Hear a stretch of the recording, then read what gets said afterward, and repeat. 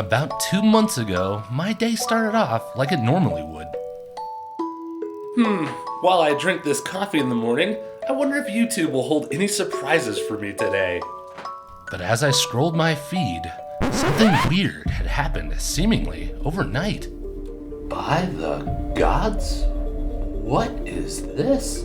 All of a sudden, every wildlife photographer on YouTube had become an OM ambassador?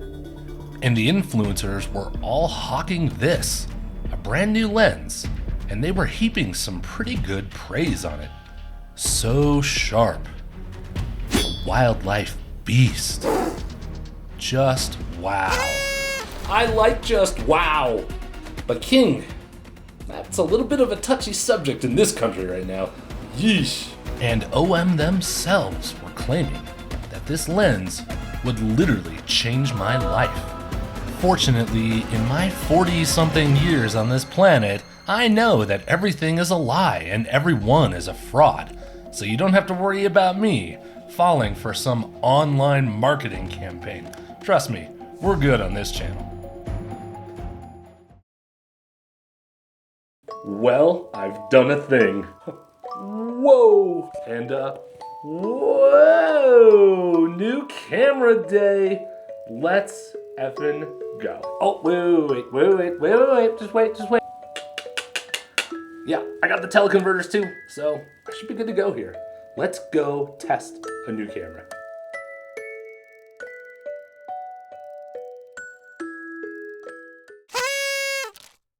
Test day was here, and of course it coincided with Denver's first snowfall this season, which made the roads treacherous.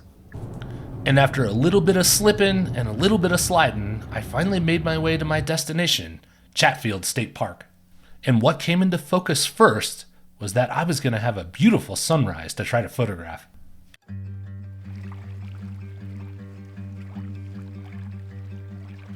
I certainly never thought the first video and still taken with the camera would be a landscape shot, but it was gorgeous.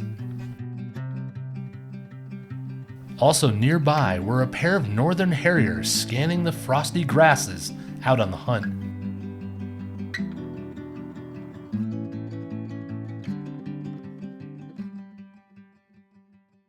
Hey, just jumping in here real quick, I wanted to go over real fast before we get too deep into the video some of the shortcut keys that I have set up on my OM-1.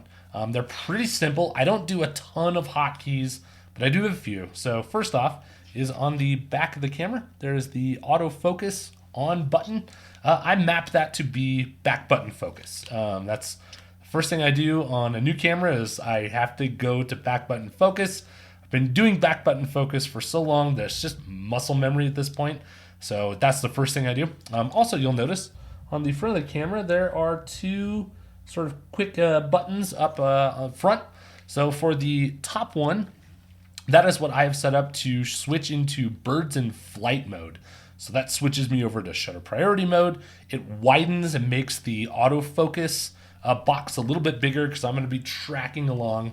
And then also it puts me at 1/2500. It's kind of just my standard birds in flight mode, but I can always adjust that with this back dial.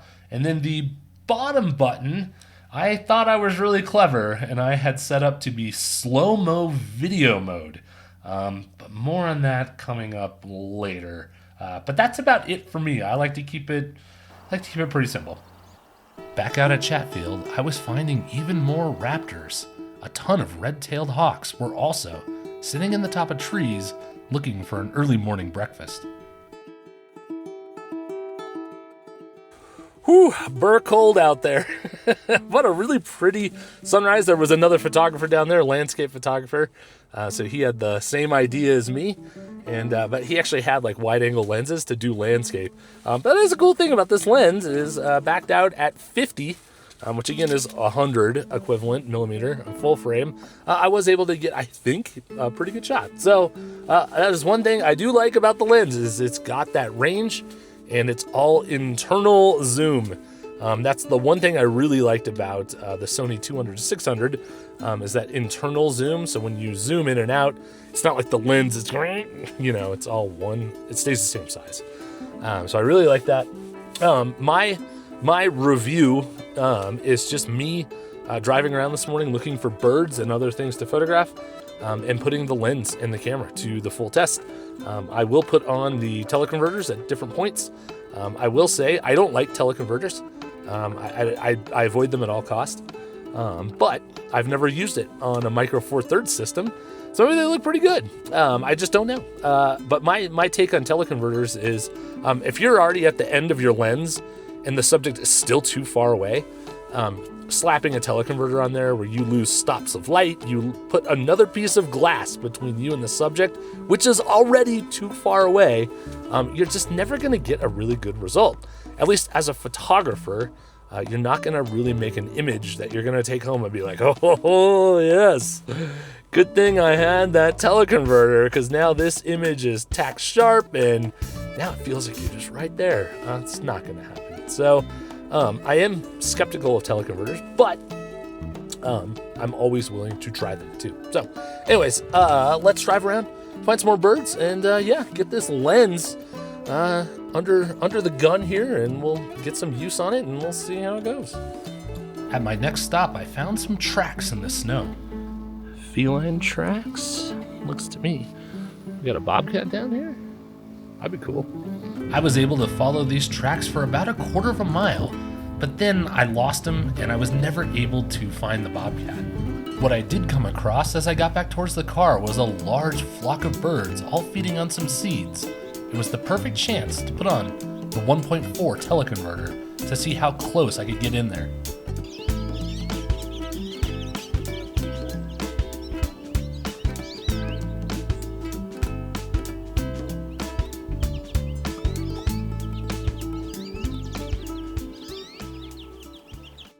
Okay, let's talk a little bit about the video settings and what I've got going on here. So first off, the video this camera can shoot is incredible because you can do it all handheld.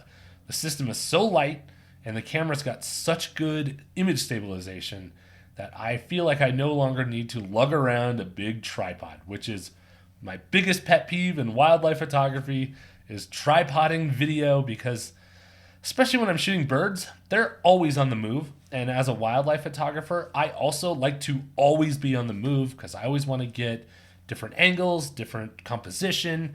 And so having to tear down a tripod and then move, oh, now I've got to reset it up. All right, let me get it level again. Like, that just does not work for me. So one of the big selling points was being able to shoot video stable handheld. So that is awesome. I mentioned in the other jump in here where I said, oh yeah, and I set my slow-mo video mode to one of my hotkeys.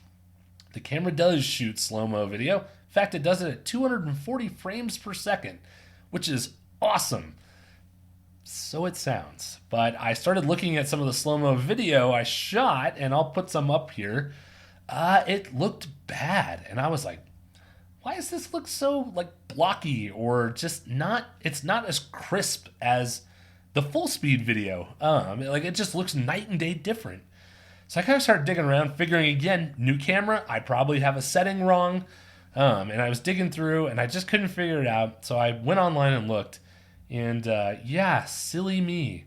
I should have realized this in all my research, but it does shoot slow-mo video at 240 frames per second. In HD only. It does not shoot slow-mo video in 4K. Oh, that is, man, that's a major bummer. I guess I just assumed that most new modern cameras had that capability to shoot slow-mo in 4K, but this one does not. So that's fine. Like I said, I'm so impressed with the other aspects of the video quality that it's fine. I can turn really any video into slow-mo video in an editor, but it was nice to be able to do it on the camera natively in 4K, so that's kind of a bummer. But yeah, overall, I am shooting with the codec I'm shooting on the camera. For the video nerds, I am shooting the H.265 codec, and that is 10-bit, and also shoots in what they call OM logged video. So that is video that off the camera looks kind of flat, but that is intentional because that is footage that you can then color grade in an editor. So I'll show the ungraded footage here versus like the color graded footage. You can see what a difference it is. So it's nice to be able to do that. But that is the video settings that I'm using. And yeah, major bummer about the slow-mo only being HD, but you know, it is what it is, I guess. The video capabilities continued to impress. Watch as a new bird flies into the tree. The camera's bird subject detect picks it up immediately. Next up, I walked down to this shore where there were a bunch of waterfowl way off in the distance, and I thought it might be the perfect scenario to now try out the 2X teleconverter. And as you can see, the stabilization, even all the way out at 800 mil, is pretty impressive. Even in this second clip where I was repositioning and the camera got a little wobbly, it never really gets jerky and stays nice and smooth. I continued my way over to the other side of the park where I was able to locate another large flock of birds. These horned lark were all foraging through the snow, and again, I was really impressed with the video quality here and the stabilization.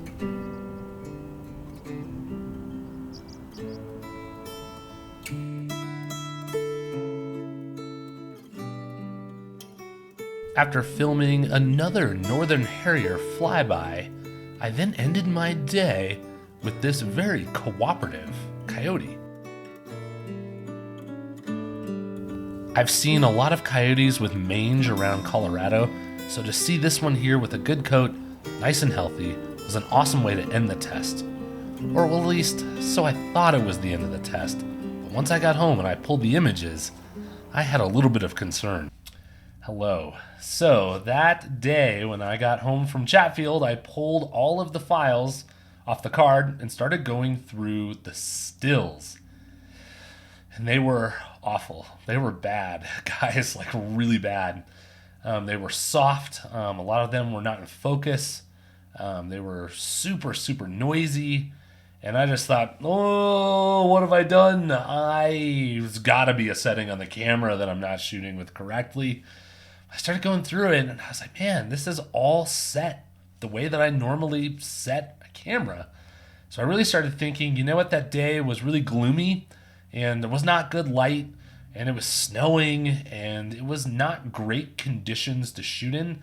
So maybe that was it. So a couple days later, in better conditions, I took the OM-1 out again to try again in better light. But I brought the Sony A1 with me too, so that I could take the same kind of shots on both cameras. I just went to this little pond that's not far away from my house where they had some ducks. And the photos continued to be bad off the OM-1. Let me show you what's going on here. So when I first got to this little pond, it started good. This is my first shot I took. This is a northern shoveler sitting on this log, and this shot is with the OM-1. And that is a perfectly good photo. I'm happy with it. So then I switched over to the Sony and took this shot. And again, yeah, it looks great. And I thought, yeah, see, it was just horrible lighting conditions from the day, back at Chatfield. It was all gloomy. That's the problem. But then we ran into similar issues. So here's a set of common goldeneye. And I'll put the Sony shot up here first because it is, again, nothing remarkable, but it is nice and sharp. Well, here is the OM version of that. And off the back of the camera, I was noticing that it looked okay, but it's on these little screens and it's hard to tell. But then when I zoom in here, you can see that it's, again, really soft. And I wouldn't say out of focus, but almost looks like there's some motion blur in there to make it not sharp. So I tried again with the northern shovelers. This time they were nice and close. They were just swimming along very slowly. And here's the Sony image. It took it nice and sharp. Again, I'm in aperture priority mode with auto ISO, and I had white balance set to cloudy for both cameras. They were identically set up, and the Sony nailed it. Here's the OM image. Again, full of motion blur. Oh boy, what am I doing wrong? So I came home and took a look online to do some research, and here's what I found. So I went to Facebook for some help. That's a sentence I bet you not a lot of people say, but I did. And there's this OM system group that I joined a few weeks ago while I was doing sort of my research on the camera. And I went to the forum here and just posted my photos. You can see here. And got a really, really good response. I posted the OM shot, the Sony shot, and just said, hey, this is the issue. Like, am I a bad photographer? Like, what's going on? And of course, some people said that, yes, I was a bad photographer, but some very helpful people, in fact, over 64 comments on the thread. Oh, I appreciate it so much. Gave me some really, really good tips. The way OM shoots in aperture priority mode is not the way aperture priority mode works in Sony. So I was able to get some really good tips and some adjustments to make. And man, it was great to hear that I wasn't losing my mind. So I went back out for a third time to see if I could get some sharp shots. Stills testing on the OM-1 part 3. Will we make sharp images today? I'm pretty convinced that we will. I was back again at the same park, and fortunately, the Northern Shovelers were there again too. So with my newfound Facebook settings, I got to work, and this time the results brought back my faith in this camera.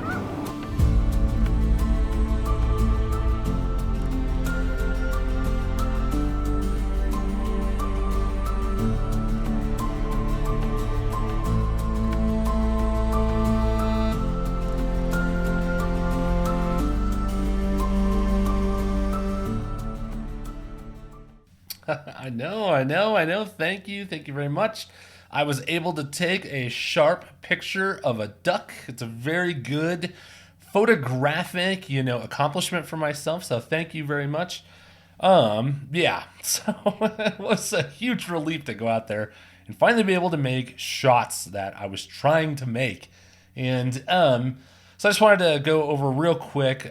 So what were these tips that, finally got you in the right direction? And the bottom line was, it's not that I necessarily was doing something wrong, and it's not anything that the camera is doing wrong either. Let's talk about aperture priority mode and how it works differently on an OM camera versus, say, like a Sony, which, again, I've been shooting Sony full frame for over a decade, so that's kind of what I'm used to. So when I shoot in aperture priority mode, which is, I'll be honest, as a wildlife photographer, I know everybody's different, but for me, aperture priority is what I shoot in, I would say probably about 75% of the time. Obviously, when birds are flying or there's fast action, I switch to shutter priority mode and then adjust there. But most of the time, I'm in aperture priority mode. And so when ducks are sort of floating slowly across a lake, to me, that doesn't necessitate on a Sony camera having to switch to shutter priority mode because there's so much action. So that's just what I'm used to. And the way the OM system in Sony, sort of each camera has sort of a different algorithm, if you will, in how they calculate out a shutter speed and ISO when you're in aperture priority mode. So on the Sony, we're talking about a full frame, big megapixel sensor. So it doesn't have to take ISO into as much consideration because on that big sensor, we can handle some pretty high ISOs and it's not going to have too much of a negative impact on the image. However, when we go to the OM and we're talking about a pretty small micro four thirds, 20 megapixel sensor, ISO is very important for that kind of camera. And so on the OM system, what was tripping me up is in aperture priority mode, it's always first and foremost going to try to keep that ISO as low as possible to not bring a bunch of noise into an image. Makes perfect sense.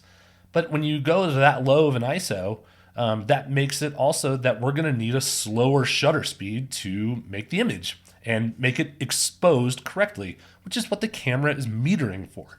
So even though that Northern Shoveler shot where I didn't like all the motion blur in it, the camera did exactly what it was supposed to. The shot was exposed correctly. So what I didn't know, and this again was one of the great tips from the Facebook forum, was that I can go in, there's menus in the OM camera system. In fact, it's like camera page 1, option number 1, which I just never even looked at it. So when I'm in aperture priority mode, I can go into these menus and I can tell the camera, do not shoot slower than this speed. This is the slowest I want. And I can go in and set the ISO limits to be, don't go below this, don't go above this. So you can really go in and fine tune when you're in aperture priority mode, that was the game changer for me. And again, it seemed like a pretty obvious thing, especially if you really had gone through the menus, which I admit I had gone and set exactly the way I would on my Sony camera. So I had not dug into that, and that was a game changer for me. And it's just something I'm not used to having to sort of tune, but when I did, I then was able to go out and make the shots. So that is the conclusion here of my initial review video. It was a very good learning experience, and again, always weird when you are so used to a certain system and then you go make a change. It's never going to be one-to-one exactly the same. And especially when you're going from a big full frame down to a micro four thirds, they're very different. So I have to get my mind around sort of the different philosophy, I guess. So anyways, I think we're good to go here. And so far, I've really enjoyed using the OM camera. I did not make a huge mistake. I very much like the camera. So hopefully you guys found this informative or liked the review. I will definitely be out with it more. Coming up next, I've got a big Christmas bird count video that I'm going to go out and shoot here next weekend. And then hopefully I'm going to try to get edited and turned around for Christmas. So look for that coming soon. And thank you so much for watching this one. I'll see you in the next one. Bye-bye.